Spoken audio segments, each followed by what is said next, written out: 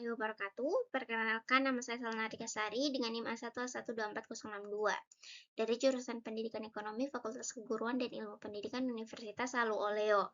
Pada kesempatan ini saya akan mempresentasikan makalah review jurnal dengan judul The ESLM Model N National Income Equilibrium Review of the Article Development, atau dalam bahasa Indonesia model ISLM dan keseimbangan pendapatan nasional, sebuah kajian perkembangan teoritis.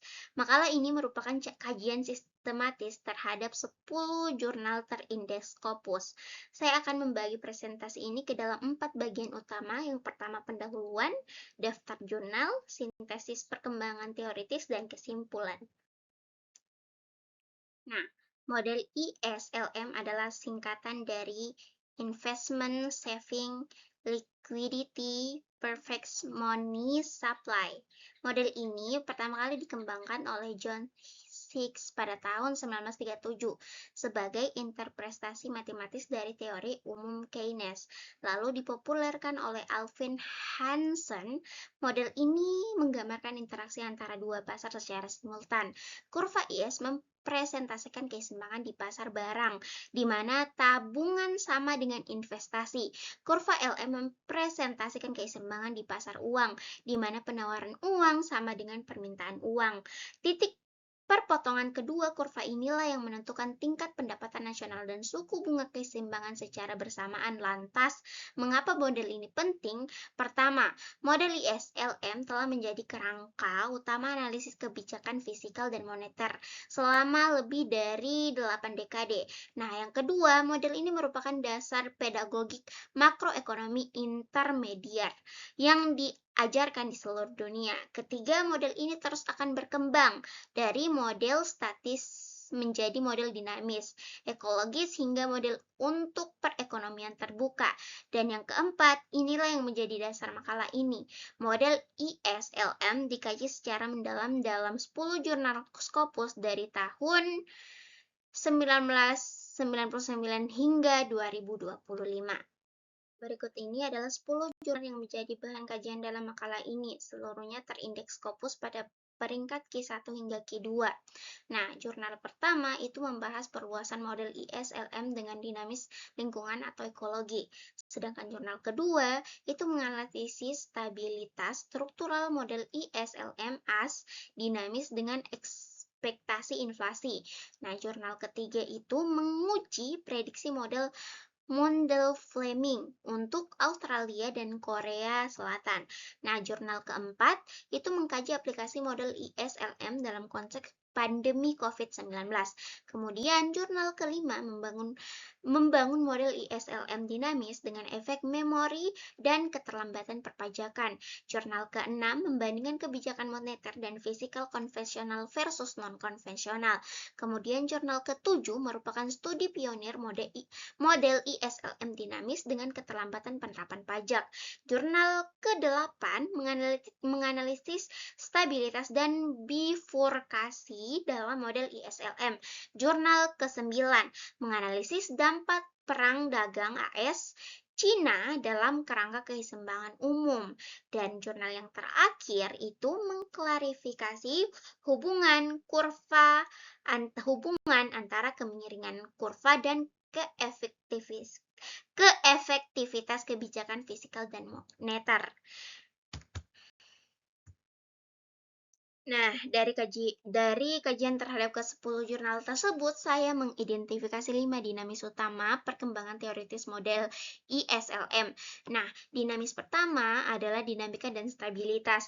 Model ISLM yang semula bersifat statis telah berkembang menjadi sistem dinamis yang kompleks. Studi-studi atau penelitian membuktikan bahwa model ISLM dapat menunjukkan biru faktor Hopf, yaitu kondisi di mana equilibrium equilibrium berubah dari stabil menjadi tidak stabil dan menghasilkan siklus periodik. Bahkan dengan adanya keterlambatan dalam penerimaan pajak, sistem bisa mengalami perilaku kaotik.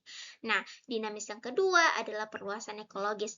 Nah, studi mengatakan bahwa memperluas model ISLM dengan menambahkan kurva environmental equilibrium atau EE membentuk model ISLM EE.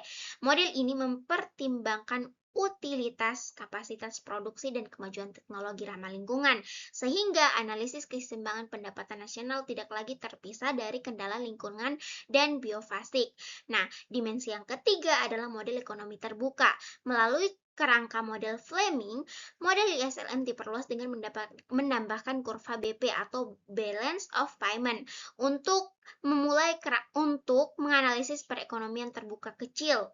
Nah, penelitian membuktikan bahwa efektivitas kebijakan fiskal dan moneter berbeda-beda tergantung pada rezim nilai ukur, tetapi tetap atau fleksibel, dan tingkat mobilitas tetap internasional.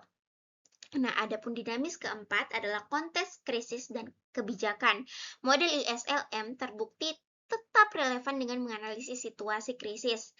Nah, penelitian-penelitian atau studi-studi menggunakannya untuk mengkaji dampak pandemi COVID-19 untuk menganalisis kebijakan kuantitatif easing, untuk mengevaluasi dampak perdagangan AS-Cina terhadap pendapatan nasional kedua negara. Nah, dinamis kelima adalah pedagogik dan metodologi. Penelitian memberikan klarifikasi matematis yang penting bahwa kurva LM yang telah datar meningkatkan efektivitas kebijakan fiskal karena mengurangi crowding out, sementara kurva IS yang lebih datar meningkatkan efektivitas kebijakan moneter.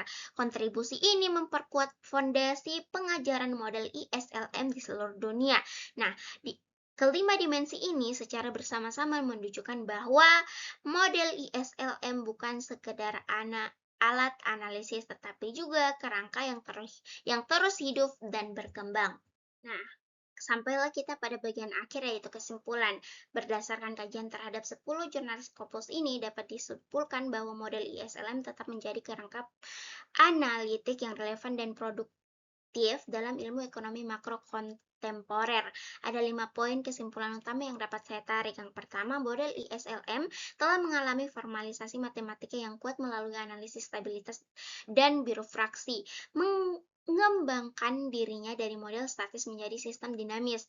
Nah, yang kedua, integrasi delay fisikal dan efek memori mengungkapkan bahwa keterlambatan dalam perpajakan dapat memicu instabilitas, osilasi periodik, bahkan perilaku kaotik dalam perekonomian. Nah, yang ketiga, model ini berhasil diperluas ke arah ekologis melalui ISLM-EE dan perekonomian terbuka melalui kerangka model Fleming ISLM-BP. Nah, yang keempat, relevansi kontemporer model ISLM terbukti nyata melalui penerapannya dalam menganalisis pandemi COVID-19, kebijakan non-konvensional seperti QA, dan mengguncangkan perdagangan internasional. Yang kelima, secara pedagogik, model ISLM tetap menjadi alat analisis yang paling efisien dan menjadi tertandingi untuk memahami interaksi pasar barang dan pasar uang secara simultan. Sebagaimana diungkapkan dalam literatur yang dikaji,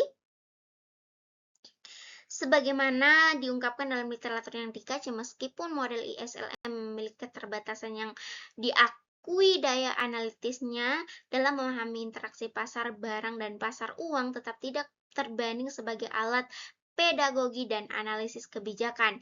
Demikian presentasi yang dapat saya sampaikan. Terima kasih atas perhatiannya. Saya ucapkan terima kasih dan Assalamualaikum warahmatullahi wabarakatuh.